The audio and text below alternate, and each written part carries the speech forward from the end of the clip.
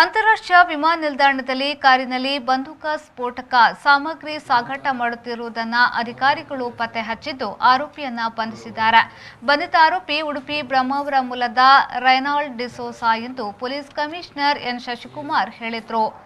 ತನ್ನ ಸಂಬಂಧಿಯನ್ನ ಕರೆದೊಯ್ಯಲು ಮಂಗಳೂರು ವಿಮಾನ ನಿಲ್ದಾಣಕ್ಕೆ ಬಂದಿದ್ದ ರೈನಾಲ್ಡ್ ಡಿಸೋಸಾ ತನ್ನ ಕಾರಿನಲ್ಲಿ ಕಂಟ್ರಿ ಮೇಡ್ ನಾಡ ಬಂದೂಕನ್ನು ತಂದಿದ್ದು ಪಾರ್ಕಿಂಗ್ ಏರಿಯಾದಲ್ಲಿ ಸಿಐಎಸ್ಎಫ್ ಭದ್ರತಾ ಸಿಬ್ಬಂದಿ ತಪಾಸಣೆಯ ಸಂದರ್ಭ ಪತ್ತೆ ಹಚ್ಚಿ ವಶಕ್ಕೆ ಪಡೆದುಕೊಂಡಿದ್ದಾರೆ. ಸಿಐಎಸ್ಎಫ್ ಅಧಿಕಾರಿಗಳು ನಾಡ ಬಂದೂಕು ಹಾಗೂ ರೈನಾಲ್ಡ್ನನ್ನ ಬಜ್ಪೆ ಪೊಲೀಸರಿಗೆ ಒಪ್ಪಿಸಿದ್ದಾರೆ ಎಂದು ಹೇಳಿದರು. ದಿನಾಂಕ 30/11/2021 ಮಂಗಳೂರು ನಗರ ಕಮಿಷನರೇಟ್ನ ಬಜ್ಪೆ ಪೊಲೀಸ್ ಠಾಣಾ ವ್ಯಾಪ್ತಿಯಲ್ಲಿರುವಂತಹ ಅಂತಾರಾಷ್ಟ್ರೀಯ ವಿಮಾನ ನಿಲ್ದಾಣ ಇಲ್ಲಿ ಸಿಐಎಸ್ಎಫ್ ಸೆಕ್ಯೂರಿಟಿ ಅವರು ವಾಹನಗಳ ತಪಾಸಣೆ ಮಾಡುವಂಥ ಸಂದರ್ಭದಲ್ಲಿ ಒಂದು ಫೋರ್ಡ್ ಫಿಯಾಸ್ಟೋ ಕಾರಲ್ಲಿ 2 ಸಿಂಗಲ್ ಬ್ಯಾರಲ್ ಬಂದೂಕುಗಳು ಒಂದು ಗಾಡಿಯಲ್ಲಿ ಪತ್ತೆ ಆಗುತ್ತೆ. ಆ ಪತ್ತೆ ಆದಂಥ ಸಂದರ್ಭದಲ್ಲಿ ಆ ವ್ಯಕ್ತಿ ಆಗುವಂಥದ್ದು ಫೈಂಡ್ ಔಟ್ ಮಾಡಿದಂಥ ಸಂದರ್ಭದಲ್ಲಿ ಆ ವ್ಯಕ್ತಿ ರೋನಿ ಡಿಸೋಜಾ ಅಂತ 36 ವರ್ಷ, ಆವಂಜೆ ಗ್ರಾಮ, ಬ್ರಹ್ಮಾವರ ತಾಲೂಕು ಮತ್ತು ಉಡುಪಿ ಜಿಲ್ಲೆ.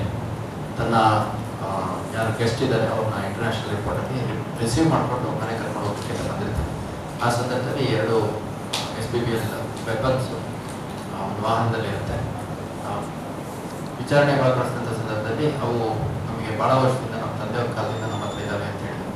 ಪ್ರಾರಂಭದಲ್ಲಿ ಇದು ಲೈಸೆನ್ಸ್ ಇದೆ ಅಂತ ಕೂಡ ಹೇಳಿದ್ರು. ನಂತರದಲ್ಲಿ ಪರಿಶೀಲನೆ ಮಾಡಿದ್ರೆ ಯಾವುದೇ ಲೈಸೆನ್ಸ್ ಆಗಲಿ ಅವ್ರಿಗೆ ವೆಪನ್ ಕ್ಯಾರಿ ಮಾಡಲಿಕ್ಕೆ ಪರ್ಮಿಷನ್ ಆಗಲಿ ಇಲ್ಲದಿರುವಂಥದ್ದು ಕಂಡು ಬಂದಿದೆ. ಅದರಲ್ಲಿ ಸೆಕ್ಷನ್ 3 ಮತ್ತು 25 ಆಫ್ ಇಂಡಿಯನ್ ಆರ್ಮ್ಸ್ ಆ್ಯಕ್ಟ್, ಭಾರತೀಯ ಶಸ್ತ್ರಾಸ್ತ್ರ ಕಾಯ್ದೆಯಲ್ಲಿ ಕಲಂ 3 ಮತ್ತು 25 ಅಡಿಯಲ್ಲಿ ನಾವು ಪ್ರಕರಣ ದಾಖಲು ಮಾಡಿಕೊಂಡು ಆ ವ್ಯಕ್ತಿಯನ್ನು ಅರೆಸ್ಟ್ ಮಾಡ್ಕೊಂಡಿದ್ದೀವಿ. ಮತ್ತು ಈ ವ್ಯಕ್ತಿ ಶಿಕಾರಿಗೆ ಹೋಗ್ತಾ ಇದ್ದ ಅನ್ನುವಂಥದ್ದು ನಮಗೆ ತನಿಖೆಯಲ್ಲಿ ಕಂಡು ಬಂದಿದೆ. ಸೊ ಶಿಕಾರಿಗೆ ಎಲ್ಲೆಲ್ಲಿ ಹೋಗ್ತಾ ಇದ್ದ, ಯಾರ್ಯಾರು ಜೊತೆಗೆ ಹೋಗ್ತಾ ಇದ್ರು ಅನ್ನುವಂಥದ್ದು, ಮತ್ತು ಅದಕ್ಕೆ ಫೀಡ್ ಮಾಡಲಿಕ್ಕೆ ಏನು ಅಮ್ಯುನೇಷನ್ಸ್ ಬೇಕಾಗುತ್ತೆ, ಗನ್ ಪೌಡರ್ ಬೇಕಾಗುತ್ತೆ, ಅದನ್ನೆಲ್ಲ ಯಾರಿಂದ ಪ್ರಕ್ರಿಯೆ ಮಾಡ್ಕೊತಿದ್ದ ಅನ್ನೋದು ಕೂಡ ನಾವು ಸಮಗ್ರ ತನಿಖೆ ಮಾಡಲಿಕ್ಕೆ ಸೂಚನೆ ಕೊಡಿ.